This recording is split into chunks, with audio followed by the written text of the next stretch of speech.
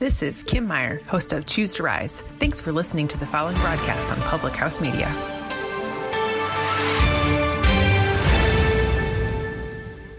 This is Ezekiel Drews, host of Podcast, a Star Wars story, here on Public House Media. Thanks for listening to the following broadcast on Public House Media. Once you are done with this episode, I hope you'll come check out my show, Podcast, a Star Wars story, where we talk about anything and everything Star Wars. A new show comes out bi-monthly.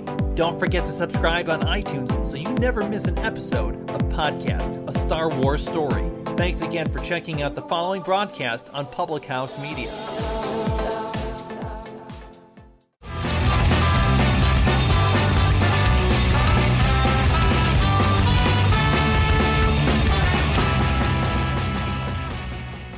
Welcome to How to Write Good. I am your host, Daniel Poppie. Find out more about me at danielpoppie.com. Poppie is spelled P-O-P-P-I-E, and I have no idea how to spell Daniel anymore. I just put a D, the letter D in a line after it. I don't actually spell my name. So yeah, check that out. Go on there. There's some stuff up on there. It's the hub. It'll find all my social media stuff. It'll find all my social media stuff for you. It's all connected there. Or you can just check out How to Write Good on Facebook. I have been trying to do better, like I've been saying the past couple weeks. Well, I didn't say last week, but the past couple weeks I've been trying to do better in terms of posting stuff on social media. And I hope that I have done better, at least getting this up. And I've been trying to get other stuff up too as well. But this is my main thing. So getting the podcast up, making sure people are aware, that's my main thing. And hopefully I'm able to get up more stuff, more interesting stuff. If you're interested in stuff like that, I'm really interested in writing. Well, I mean, I'm doing a podcast on writing, so I bloody hope I am. But yeah, like and share on Facebook. It's always a big help to me if you do. And check out Public House Media as well. That's Public House Media, or you can check out their website, thephmedia.com. I'm having some trouble. So if I stop for a second in the middle of this podcast, it's because it's usually the case when I'm recording stuff that I'm not really having any trouble with my microphone. And today, when I'm recording, all my words are really like the wavelength. So I can see the wavelength when I record, and the wavelength's really tiny. And I don't think it's a bad thing. It can just be adjusted later. But it's getting me. It's frustrating me. So yeah, check out Public House Media. They've got some other podcasts up. I think they're adding more, like 60 more. I don't know how many more they're adding, but whatever. All right, we're gonna jump into our word of the week. And 2 weeks ago, so last week, well, before we jump into our word of the week, so last week we had our first guest, and I'm really sorry about the sound quality. So right now the sound quality is really good for mine, and that's because I have my mic isn't like it isn't extremely good, but it's good enough that it doesn't pick up all these other sounds. It just picks up my voice, and when you use a different type of mic, it picks up a lot of noise, like not other sounds. It picks up a lot of that static sound, and that's what happened last week. So I hope that it was easy enough to hear everything with Vince. I thought it was interesting. I know, like I was saying at the end of the podcast, it is a type of discussion that isn't typical. Most people don't have discussions like that. And Vince is one of the only people that when I talk to him, I have discussions that are that intellectual. It's usually not the case. I'm not going up to everyone and having discussions like that. It just happens to be the case that we have a friendship where we just talk about things like that. It's usually, I don't know if it's just a natural thing where stuff comes up, but he'll bring up ideas or bring up questions, and we just talk through questions and different things. So I hope you enjoyed listening to him and actually having a different voice, a different person talking than me, because I think, well, when you hear your own voice, so when I hear my voice, if I ever go through this, sometimes I just sound like an idiot, but that's all right. So we're going to jump into our word of the week. I was jumping into the word of the week before. I needed to talk about that. I just wanted to apologize for the sound quality, but other than that, I thought it went well. I wish the sound would have been better. And as I said, it was just terrific with him because I was just having such trouble with getting everything to work. It's a little more difficult. Technology doesn't agree with you very often. It doesn't agree with me very often. All right, our word of the week, and we are done with winter words. We've been done with winter words for 2 weeks now because the week before Vince, I had another word. I had opaline. So this week, I'm going to start just we're just going to have really long words, because really long words are they're fun. They're fun to say, and they make me laugh. They don't make me happy. They just humor me. I think they're funny. So this week, the word of this week is floxinasa. Okay, I have to retry that. Floxinasa nihilopilification. All right. This week's word is floxinasa nihilopilification. Hope you got that. One more time. Floxinasa nihilopilification. All right. Floxinasa nihilopilification. And all that is estimating the estimation of something is worthless. So you're saying, oh, that thing's worthless. All right. It's excellent.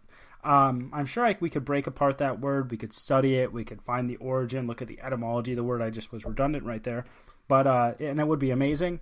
But we're going to actually jump into our accidental essence. And before we start this, I haven't started recording, of course. I haven't talked about this yet. This actually may take 2 days, and we're going to see how far we get today. I may do a chunk of this today, and I may do, there may be 2 parts. Day 1, it may be this, and then day 2 may be something else, maybe the second part. So because this, I have 3 pages of notes on this topic, and I want to do it justice, and I want to give an explanation. And this week, and possibly next week, we'll see, I'm going to be talking about how I'm not sure photography is art. And there's going to be some people, and this is a new thought for me. This isn't something that I've always held, and I'm not trying to be mean to people who are photographers. How I define art, I'm not sure if photography is art. That's all. And I'll explain why, and there's certainly room for disagreement. It's just, I'm going to just explain it, and then it'll make sense once I get to it, and you'll be like, okay, I can see where you're coming from. I'm sure you'll be able to see where I'm coming from, because I don't know why, you are more intelligent than I am. I don't know why I'm doing the podcast. But so let's just jump into that, and we'll see how far we get. I may only get halfway. If I got halfway, it'd be great, because then I'd have enough material for next week's podcast. But okay, so the question is photography art? And I'm going to come out and say it. I haven't made up my mind completely. Like I said, I'm still thinking about this, but I don't think it is. All right? I don't think it is. And it all comes down to how you define art, as I was saying before. So based off my working definition of art, it doesn't fit. So if you define art differently, you're going to classify different things as art. All right? I think that makes sense. So if you say, oh, you have a box, there's a perimeter, and you're saying within this perimeter, this is art. And if someone else is like, well, actually, I need that perimeter expanded a little bit, then more things are included into art. I think that would make sense to me. So right now there's difficulty with art, and the difficulty with art is that people don't want to define it. And I think I've talked about I had that episode about video games and how I think video games are probably the best art coming out today, right now. So this is the art that people are going to look at. So you can check out that, but I can't remember the artist's name. I don't have him. I think it was Duchamp or something like that, and he was a French artist. And this is really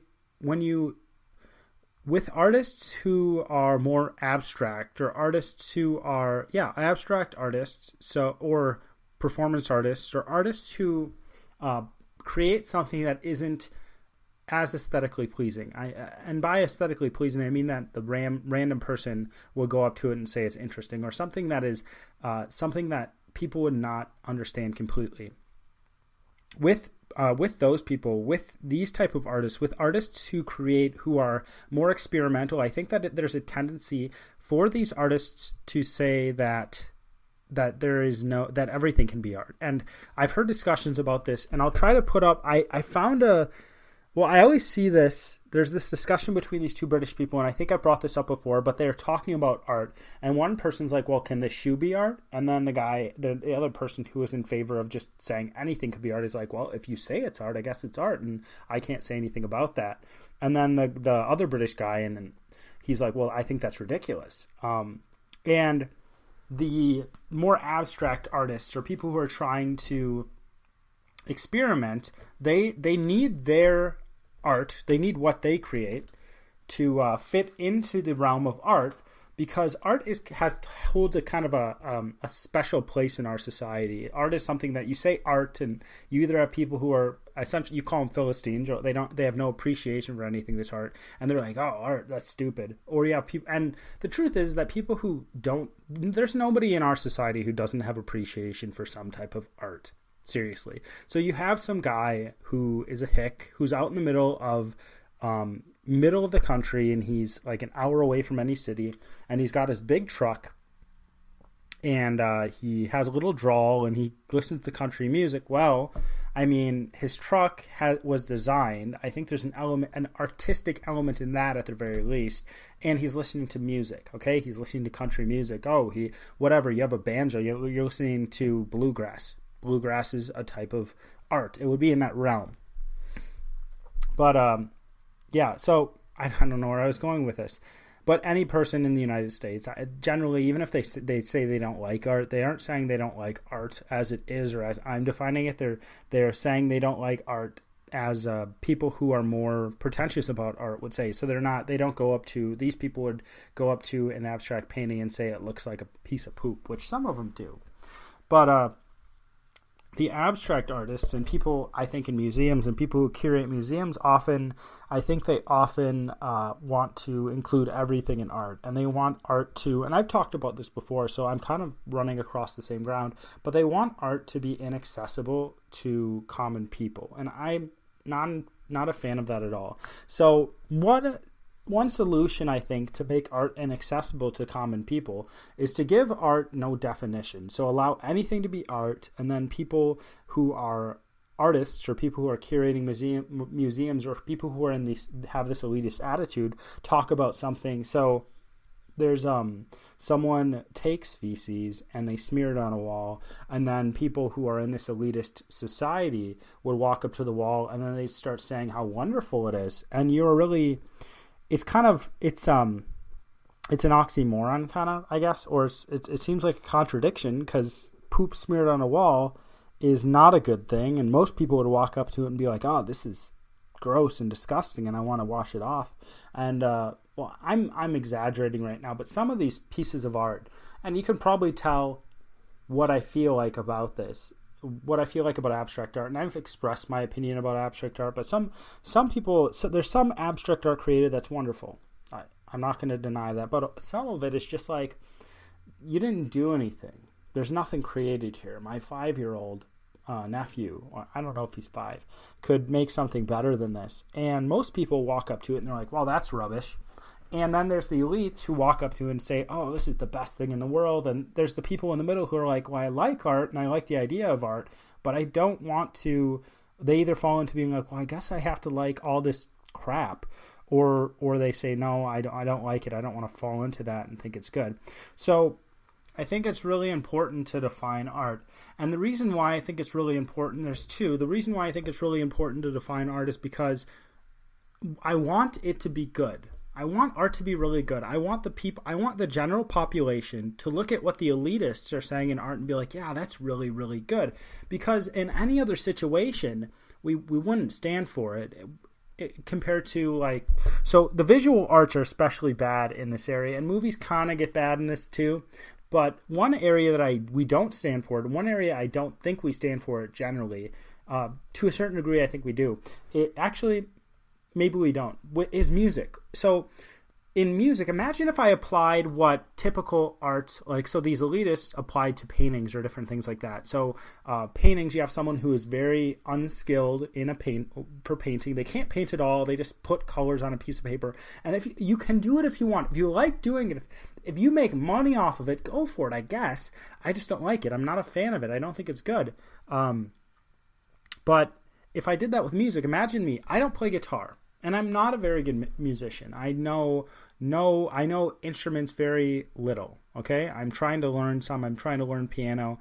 I think it'd be fun to learn it really well, but it takes a lot of time, so you never know. But what if I took a guitar, and we got Van Halen, or we've got someone who's really good at guitar. Have your pick. Pick your favorite guitarist, someone who's really, really good. And you've got me, and I'm just making crap up. I'm not even playing chords. I'm just kind of holding down the strings on the frets, and I'm making noise. It sounds... Okay, so I'm not trying to make fun of their music, but if you've ever heard, it's the Japanese guitar. It's not a guitar, but it makes like boing, boing, boing. And that's kind of the noise I'm making. And in terms of Western music, I'm not really doing anything. And then you've got someone like, who's really good, who's just going crazy, who can do whatever they want. And they're playing up the fretboard, and they're doing a lot of cool stuff. And they're doing tons of, I don't know, whatever you do with guitars. And then people who suddenly there's this group of people in music and they're like, oh, he's so good. And they're pointing to me and I'm not doing anything. They're like, oh, that's the best music ever. Wouldn't you feel insulted as a musician if someone who didn't know how to play suddenly they're praising it because it's so good? I would like, why aren't, I don't know. I think that if you're a painter, if you do traditional art, you should get offended you should be offended, because of this stuff. I think you should, because not everybody should be able to do it, or if everyone should be able to do it to a certain degree, but the really good stuff should be hard to do. But if any type of job that you can do really well, so if you're a doctor, if suddenly these rules were applied to being a physician, what would happen? You'd have these people who didn't know what the heck they were doing. They'd come in and they'd be like, well, I think this is the case. I think that you have cancer. It's like, no, you actually don't have cancer. You have a hereditary disease. That, like, they have a hereditary disease, but this person's coming in and saying they have cancer and they're going to die in 3 months. And everybody's praising the person who has no idea what they're doing. That's the same standard that's being applied in art, and I don't think it should. So that's the first reason. The first reason is because, let me reiterate that. The first reason that I think that we need to define art is because I want, and this is my own desire, and I think it should be the case, I want the elitists and I want the regular population to be like, wow, like everybody agrees on what is really good art. You just look at it, you just hear it, you just read it, whatever it is, whatever type of artistic medium it is, people just agree. They're like, yeah, that's good. That's excellent art. And the second is that if art's something that allows us to have a better view into the world, so see the world more clearly, see the world as it is, and see into ourselves better, so understands ourselves better, which it often does, then we need to be able to do it well. Because if you can't do that well, you're not creating good art. Okay, and that applies to my definition, but it affects us on a human level, I guess. So yeah.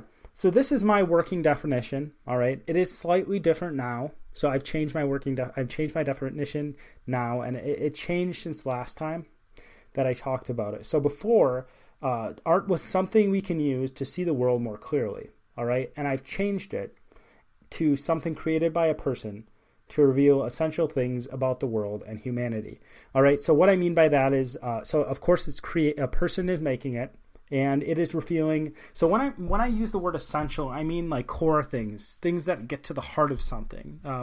When Vince and I were talking, he used the term accidental. So when you talk about something with logic, you can talk about the essential and the accidental. This is a very philosophical way of speaking. So the essential is something that you need to have that thing be what it is. All right. So if I have a dog, this dog has everything it needs to be a dog. And anything accidental is anything extra. So a dog doesn't actually have to have fur to be a dog. That's not the essence of a dog. Fur isn't the essence of a dog.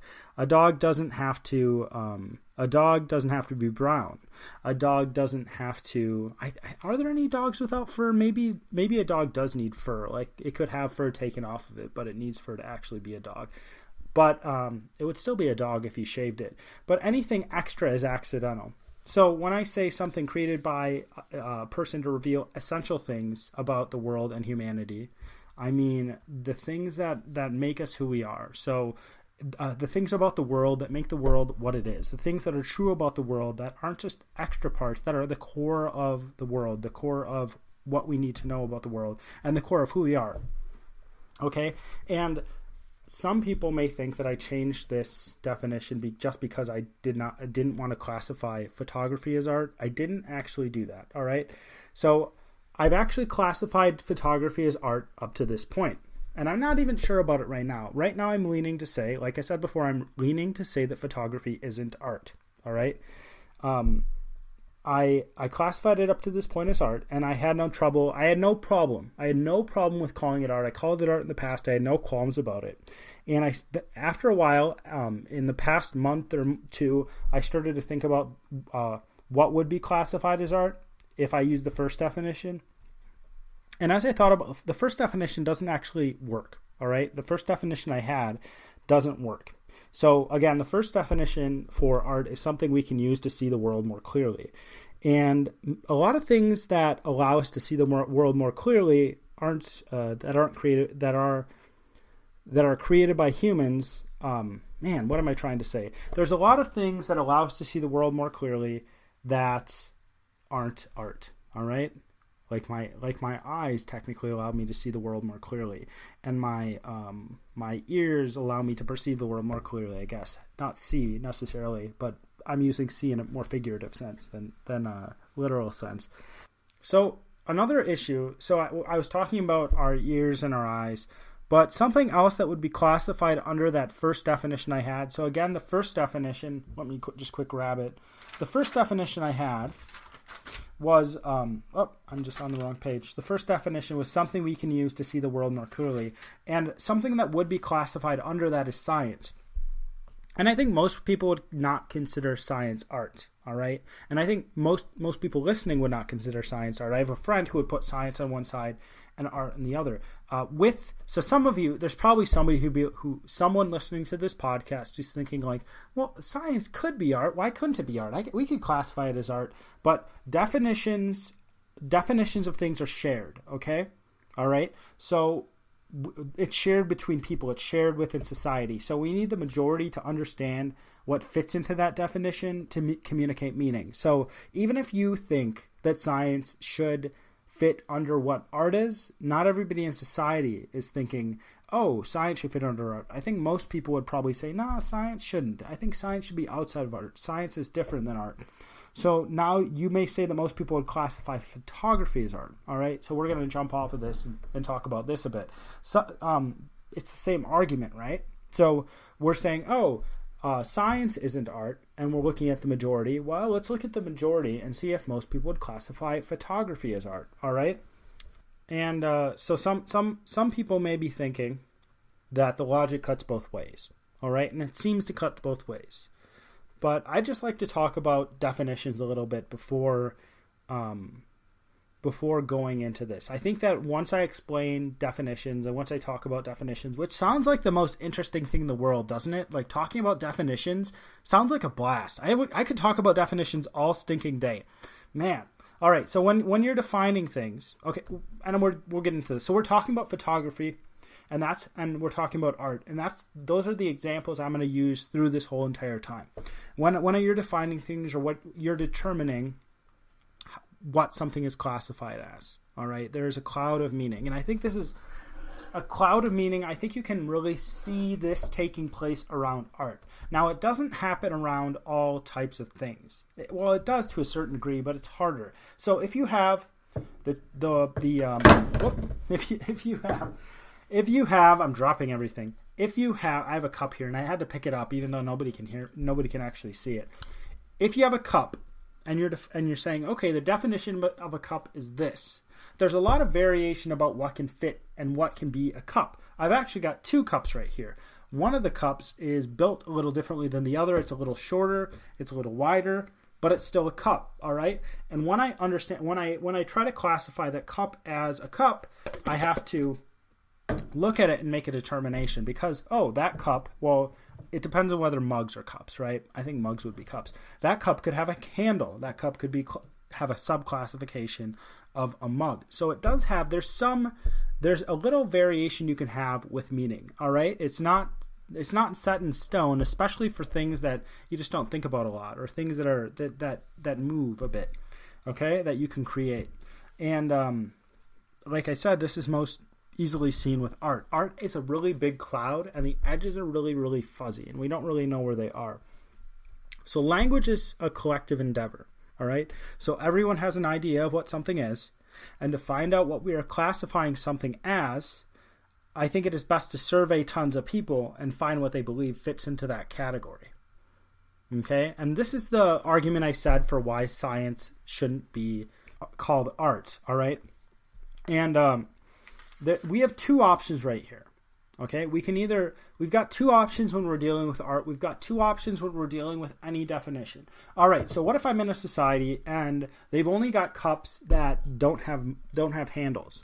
All right, and suddenly a cup is introduced with a handle, and people are like, well, what is this? And suddenly people start to agree, okay, this is a cup. They've broadened the definition of a cup. They've broadened what can be considered a cup. And with art, people have, I think that the broadening of art has gotten too much. So there was a point, I think, when more realism was prevalent in art. So realism was more prevalent. People then started to create things that were more abstract. You've got people making portraits that didn't look like the people. It looked similar. It maybe had some features that were similar. And then you had people making people out of cubes and just experimenting. And as they made these things, there was value seen in them. So the definition and what was under that umbrella of art kept on getting broadened, and people kept saying, oh, that's art and this is art, and we have to keep on changing the definition. We have to here I'm getting ahead of myself. So the art got really, really broad, and we don't even know what it is anymore. All right, and when we look at a definition of something, and when we're looking at examples of that definition, when we're looking at examples of what's under the umbrella of art, or when we're looking at examples of what's under the umbrella of a cup, we have to make a definition that would cover all those things. All right? And some people may be saying, well, you're splitting hairs, and what I say to that is, I always split hairs. This is just what I do. This is what the show is about. And with art, it's the same thing. If you keep on saying more and more things are art, your definition needs to keep on expanding to fit those things. All right. So it's become a huge umbrella, and you can pretty much stick anything under it. It's an infinite umbrella. All right. Because if I walked up to somebody in the art community, a lot of people, not everyone. If I walked up to a lot of people in the art community, I'd be like, hey, this is my art. And I take a sticky note and I drop it on the ground, and that's my art. Or maybe I carry sticky notes around. Ooh, I like this one better because it's kind of clever. I carry like 50 million sticky notes around, and I drop one every 5 feet. And there's a lot of people in the artistic community who would say, oh yeah, that's art. Like, that's a performance art. And I just don't see it. Anything can fit under art. Anything. Seriously. If you are someone, if you want to, you can test this. If you want to, go into, especially on college campuses, I think, go into an artist classroom, into an art classroom, not an artist classroom. Go into an art classroom, take art classes, and if you're an art major, please try this. Please. And you should post it online. Seriously, post it on How to Write Good. You should just pick the most random thing. You can steal mine. You can drop a sticky note every 5 feet. I don't mind. That's fine with me. But there's an issue. I have an issue with broadening the umbrella. All right? Like I said before, when you talk about art, most people would consider it something special. But if anything can be art, it's not special. And I want art to be special, so I narrowed the definition of art. And because I narrowed the definition of art, I no longer classify photography as art, as I have a working definition. So I've looked at and I've seen, okay, are there things that the majority of people, I'm not talking about people within the artistic community, I'm talking about the majority of people in the world. I'm talking about the majority of people in our society. And there's a lot of things that people wouldn't classify as art. And I've adjusted the definition to try to exclude those things. And as I've excluded those things, I've excluded photography. So I'm going to go back to my definition because I think it's important to have it, and I've explained why I think it's important to have it. So my definition is something we can use, something created by a person to reveal essential things about the world and humanity. Now, someone may say, well, isn't a photograph created by a person? And what I say to that is a photograph is actually something captured. You're capturing an exact image of reality. And some people might argue, but don't you do that when you paint? Or don't you do that when you draw? You're capturing an image of reality. It's just slow. But the issue with it is it is synthesized through the human mind. It doesn't go straight from a piece of technology to a computer and gets printed out and looks exactly the same. All right, there are people who can paint photorealistically, but there is, like I've talked about before, there's a quality, and I have a hard time explaining it. There's a quality. There's a difference between a photograph and a painting, and so I don't see a photograph as a creation. I see it as just a copy. It's the same thing as if it's a carbon copy image of reality. It's not a creation that you're doing, unless it's going through Photoshop or something, some other photo alteration thing. All right, you perceive, and what you perceive when you look at a photograph is the exact same thing as reality. It's just from one direction, if that makes sense. All right, it isn't filtered through the human, and I think it needs to be filtered through the human. Now, can a photograph be artistic? And I think art is a little different than artistic. And so art is something that's created, and artistic I would say artistic is something that still has this quality of allowing us to see into the world more clearly. All right, so there could be a photograph. It could take an image of a person. The image is what we see. So the photograph is pretty much the same thing as I see in real life. But when I see that, I'm able to think about it, and I see something about humanity or the world more clearly. All right. And so artistic would be like a quality of something that reveals things that art would, but it wouldn't be the same thing as art. So this does not mean photography has no value. All right, I'm not saying photography doesn't have value. I think photography is cool. As I'm working with this definition, I just don't think it fits into art. All right, so I'm going to quick jump into my logical fallacy of the week, our logical fallacy of the week. And we are going through red herring fallacies. And this week's red herring fallacy is the straw man. And people fall into this a lot, but it's a really, really well-known fallacy. So if you don't know what the straw man fallacy is, I think you need to know this fallacy. And knowing any fallacy, it's important to know fallacies because you can think better. And I've said this before, but the straw man fallacy is where someone has a different argument from you. And you don't really know their argument, so you say, oh, well, this is their... You create a picture of their argument that's really stupid. So it's it's not outright lampooning what their argument is, but it's creating a picture that's just ridiculous. It's like, well, yeah, why would anybody actually think that? And then you go, well, this is wrong, and this is wrong, and this is wrong, and this is wrong. That's why they're wrong. Okay, done. You just knock it down. The typical thing is where you say with a straw man is you set it up and you knock it down because it's really easy. So if you're saying, oh, this is what a person thinks, make sure it's actually what they think. Make sure it's actually going through their argument and not something you think is their argument. Because if you're going through something you think is their argument and you are presenting it in a way where it makes it look really stupid or makes it look like it doesn't have any thought behind it, you're probably creating a straw man. Now, I'm not saying that everybody has good arguments behind what they say, but I think that we should act as if we do until we actually don't know that we don't. All right, I will see you next week. I hope that you have a great rest of your week, and I hope that you have a chance to use our word of the week, all right, because it is an excellent word, as all words are, except sposh. All right, have a good rest of your week. This is How to Write Good. I'm Daniel Poppie. See you later.